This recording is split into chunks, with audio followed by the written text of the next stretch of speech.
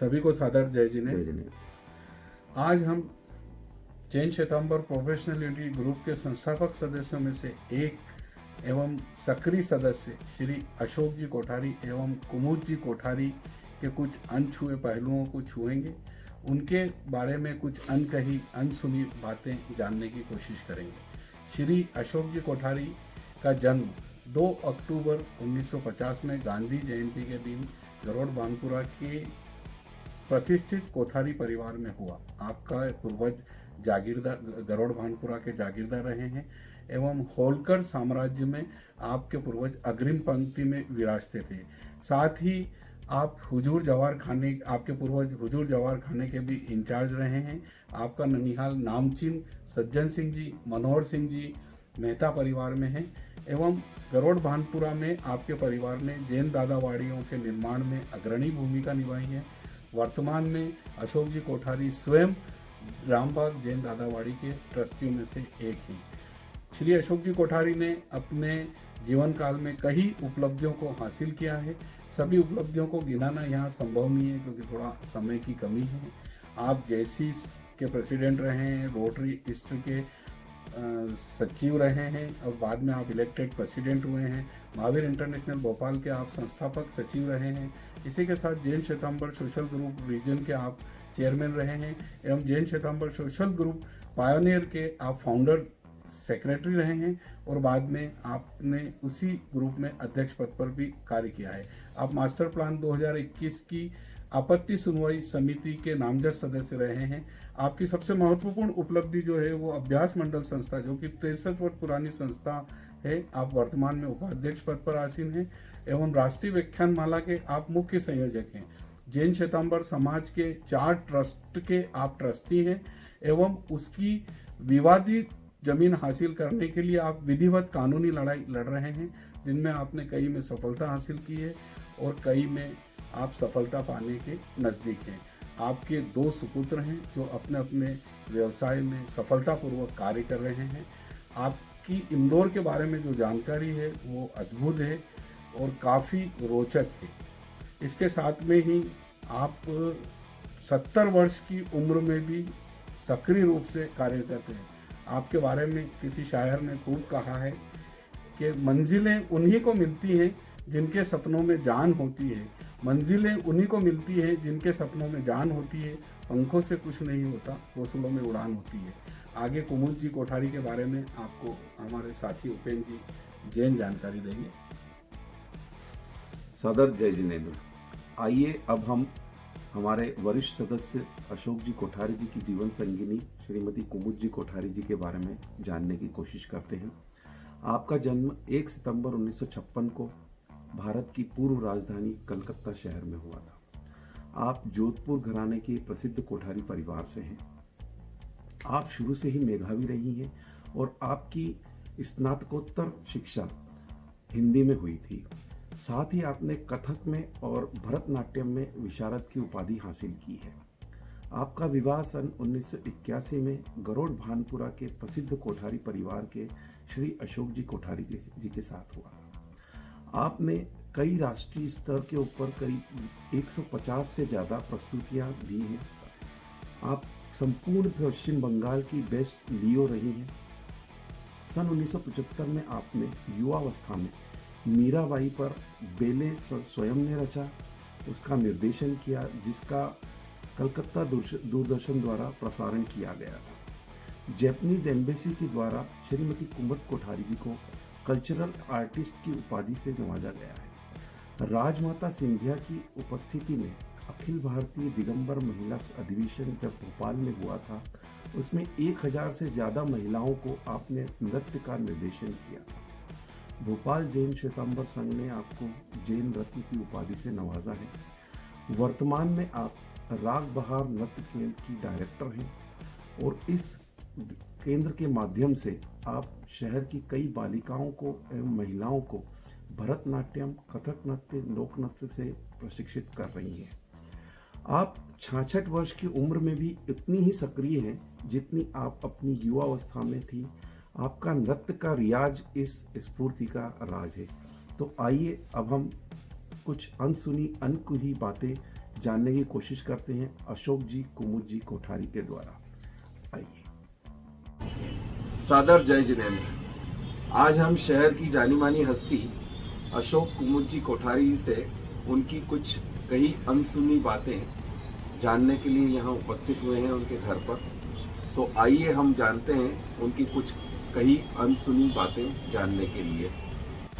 कड़ी को आगे बढ़ाते हुए आदरणीय अशोक जी कोठारी का फिर भी सादर जय जिनेन्द्र मेरी ओर से भी। इस कड़ी में मैं आपसे सबसे पहला प्रश्न पूछना चाहूँगा भाई साहब कि आपके जीवन के आदर्श कौन रहे जिनसे आप अपने व्यक्तिगत जीवन में काफ़ी प्रभावित रहे हैं और आपने उनको फॉलो किया हुआ है या उनके कुछ नियमों को फॉलो किया हुआ है? मैं और पत्नी कुमुद हम सौभाग्यशाली हैं कि हमें गौरवशाली पूर्वज का इतिहास हमारे सामने एक आदर्श प्रस्तुतिकरण है। मेरी माताजी कम शिक्षा ली भी हैं, पर उनने जो गुण हमें दिए हैं उससे हम बहुत सामाजिक क्षेत्र में हर क्षेत्र में आगे बढ़े हैं। मेरी प्राचार्य श्रीमती मैत्रेय पद्मनाभन, उन्होंने इतनी अच्छी स्कूलिंग कराई और मैच्योरिटी के गुण दिए कि हम उनके प्रति कृतज्ञ हैं। और देश के पूर्व प्रधानमंत्री लाल बहादुर शास्त्री जी के गुणों का गुणानुवाद करने में हम अभिभूत महसूस करते। भाभी जी, अब आप बताएं आपके कोई आदर्श रहे हों जिससे आप बहुत प्रभावित रही हो अपने जीवन में। मेरे जीवन में जो भी विधा मैंने सीखी या जो भी पढ़ाई करी, उन गुरुओं के प्रति मेरा जीवन बहुत ज़्यादा प्रभावित हुआ। श्री विष्णुकांत जी शास्त्री जो अब इस दुनिया में नहीं हैं, श्री कल्याणमल जी लोढ़ा साहब जो हमारे प्रोफेसर रहे, और मेरे डांस के गुरु श्री जमुना प्रसाद जी पांडे और भरतनाट्यम के गुरु श्री गोपाल राय, उनसे मैं बहुत प्रभावित हूँ। सर, आप बताएं आपकी जीवन में जो टर्निंग पॉइंट सबसे बड़ा कौन सा रहा कि आपको लगा कि अब मेरे जीवन में बहुत बड़ा आमूलचूल परिवर्तन आ गया?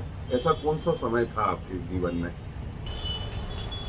मैं स्मरण करूं तो मुझे याद आता है 6 अप्रैल 1994 की तारीख, जिस दिन मेरे पिताश्री का ब्रेन हेमरेज से देहावसान हुआ। अकस्मात भोपाल में सब कुछ छोड़कर इंदौर में 22 साल के बाद आकर यहाँ स्थापित करने का एक चुनौती मेरे सामने खड़ी हो गई।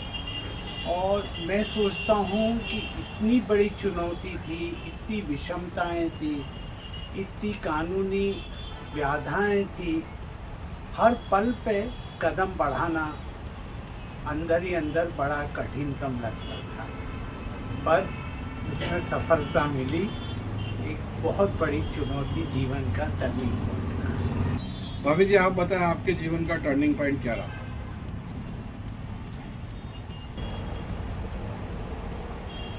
मेरे जीवन का टर्निंग पॉइंट था कि जब हमने नृत्य की शिक्षा ली और उसके बाद जब पहला परफॉर्मेंस हम स्टेज पर देने के लिए गए, तो वो जो अनुभूति हुई वो मेरे जीवन को बिल्कुल ही बदल दिया। उन चीज़ों को मैं शब्दों में बयां नहीं कर सकती। भाई साहब, आप बताएं आपके जीवन का स्वर्णिम समय कौन सा रहा? बचपन से लेके अभी तक जो भी आपने समय बिताया, उसमें आप किन पलों को वापस जीना चाहेंगे? मेरा स्कूल मैत्रेय पद्मनाभन मैडम का बाल विनय मंदिर, जहाँ मैंने अपनी स्कूलिंग की मॉन्टेसरी से लेके 11वीं तक। अद्भुत समय, अद्भुत मित्र, और क्या स्कूल का वातावरण, खेल, खिलौने, कला, नाटक, गायन, हर क्षेत्र में अपने आप को पारंगत महसूस करता। आप वो समय वापस जीना चाहेंगे? अरे सर, सोच नहीं सकते वैसा फिर आए समय। भाभी भाभी जी, आप बताएं, हम सभी जानते हैं कि आप कलकत्ता को बिलोंग करते हैं। आपके जीवन का अभी तक का सबसे स्वर्णिम वक्त कौन सा रहा? मेरे जीवन का सबसे स्वर्णिम वक्त वो रहा जब मैं कलकत्ता यूनिवर्सिटी में हिंदी में एमए कर रही थी, और मेरे गुरुओं का जो मैंने आपको पहले भी बताया कि विष्णुकांत जी शास्त्री, कल्याणमल जी लोढ़ा साहब, उनको मैं फिर से देखना चाहूँगी, उनके वापस उनके साथ फिर से पढ़ाई करना चाहूँगी। अब भाई साहब आप बताएं कि आपको भाभी जी की कौन सी बात सबसे बहुत ज़्यादा पसंद है?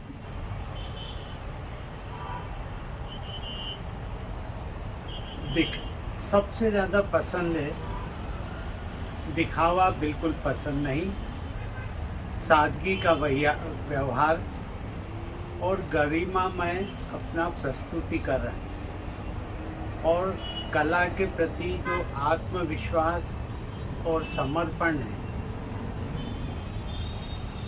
मैं शब्दों से बता नहीं सकता। अत्यंत प्रभावित हूँ कुमुद से। आपने भाभी जी की पसंद तो बता दी, एक हमें ये भी बताएं कि आपको इनमें क्या चीज पसंद नहीं है? मेरा गुण समझे या अवगुण समझे, मैं एक एक्सट्रोवर्ट पर्सनालिटी हूँ। व्यवहार बहुत बनाना चाहता हूँ, बहुत बातूनी हूँ। कुमुद सीमा में रहना चाहती है और एक इंट्रोवर्ट के नाते ये अपना जीवन जीती है। उसमें यदि थोड़ा एक्सट्रोवर्टनेस हो रहा जाए तो आपको भाभी जी का अंतर्मुखी होना जो है वो नापसंद है। कह सकते हैं एक तरह से। नापसंद नहीं है, सुधार हो तो और सुधार। खुशी मिलेगी। आपको भाभी जी आप बताएं, भाई साहब की आपको कौन सी बात सबसे अच्छी लगती है? कि ये बात मेरे को बहुत पसंद है कि किसी भी जब भी कठिन समय आया तो इन्होंने बहुत मतलब किसी भी चीज़ से डरते नहीं हैं, उसको बहुत आराम से और बहुत संघर्ष के साथ पूर्ण करते हैं। ये बात इनमें बहुत अच्छी है। अब आप बताएं कि कौन सी चीज आपको इनकी नापसंद है? सबसे बड़ी चीज़ ये है कि ये कोई भी चीज़ अगर काम लेते हैं तो उसमें इतनी पूरी तरह से डूब जाते हैं कि घर संसार को भी भूलने लगते हैं। भाई साहब थोड़ा घर की तरफ भी ध्यान दीजिए, भाभी जी की शिकायत दूर करिए आप। सर आप बताएं, आप भाभी जी से सबसे पहली बार कहाँ मिले थे? भोपाल से कठिनतम उस जमाने की कलकत्ता की यात्रा करके बड़ी आशा के साथ कलकत्ता में इनके निवास पर मिला था।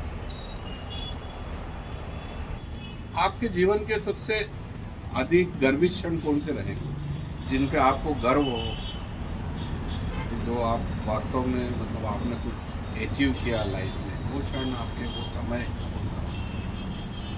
पिताजी के देहावसान के बाद 1994 से लेके 2016 तक अत्यंत संघर्षपूर्ण जीवन जिया, पर जिस उद्देश्य से वो संघर्ष किया उसका समापन इतना अच्छा हुआ कि मेरा ही नहीं पूरे घर परिवारजन को एक सुख की अनुभूति हुई। और मेरे ख्याल से कोई भी परिवार को यदि सब परिवारजन संतुष्ट हो तो उससे अच्छी कोई उपलब्धि नहीं हो सकती। अभी आप बताएं, आपका सबसे ज्यादा गर्व महसूस करने वाला पल कौन सा रहा? जब हम बिहार के समस्तीपुर में नृत्य प्रस्तुति के लिए गए थे बीएसएफ में, बॉर्डर सिक्योरिटी फोर्स में, तो वहाँ पे बहुत सम्मान मिला। वहाँ के कमांडेंट से बहुत बड़ा सम्मान था। सारे सैनिकों ने बहुत ज़्यादा सम्मान दिया। हम ऐसे चल रहे थे बीच में, जैसे हमको ऐसा लग रहा था हम वीवीआईपी हैं और सारे सैनिक साइड में। बहुत अच्छा लग रहा था, वो बहुत गर्व का। जब आप बताएं ऐसा कोई सपना जिसे आप पूरा करना चाहें या आपका कोई उद्देश्य जिसे आप सपना जो पूर्वजों ने हमारे कोठारी परिवार का नाम किया था, उसमें और 4 चांद लगे। जैसा संस्कार मिले हैं, ये पैट्रिक गिडीज का जो शहर बसाया हुआ है, मास्टर प्लान पहला देश का बनाने वाले पैट्रिक गिडीज हैं, उसमें नागरिक बोध के गुण और ज़्यादा मजबूत हों और हमारा शहर जिस तरह स्वच्छता में 5 बार अपना नंबर लगाया है, नागरिकों के गुण में भी इतना इजाफा हो कि पूरा विश्व में मेरे शहर, मेरे नगर और खासकर मेरे परिवार की संतुष्टि झलके। भाभी जी, आप बताएं, आपकी कोई ड्रीम प्रोजेक्ट जो सपना हो, जो आप पूरा करना चाहते हो, जो अभी तक नहीं हुआ है पूरा? मैं भी चाहती हूँ कि जो इनका सपना है वो पूरा हो, और मेरा एक बहुत बड़े लेवल पे डांस स्कूल खोलने का बहुत मन है। तो मैं उसमें बहुत ज़्यादा, आपका इंटरेस्ट हमेशा डांस के अंदर जी। बहुत ज्यादा झुकाव रहा है शुरू से जी, ही। हाँ, नृत्य के प्रति आपका जीवन एक तरीके से समर्पित है जी। तो एक बहुत सामान्य सा प्रश्न है भाई साहब, आपकी हॉबीज क्या क्या है? ये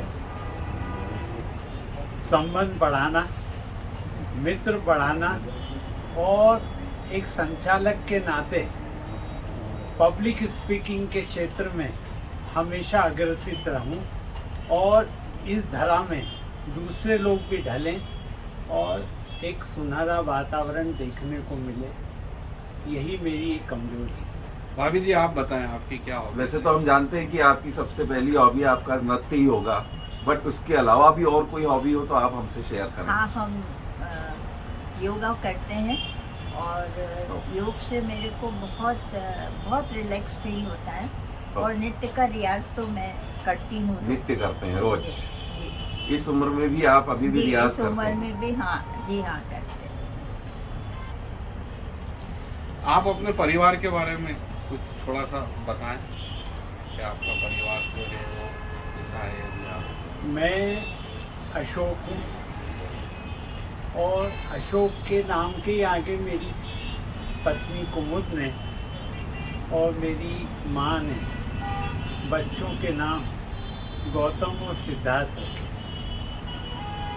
और ये क्योंकि एमए काव्य शास्त्र में लीन है, तो इसने अपनी पोती का नाम भी काव्या रखा है। ओके।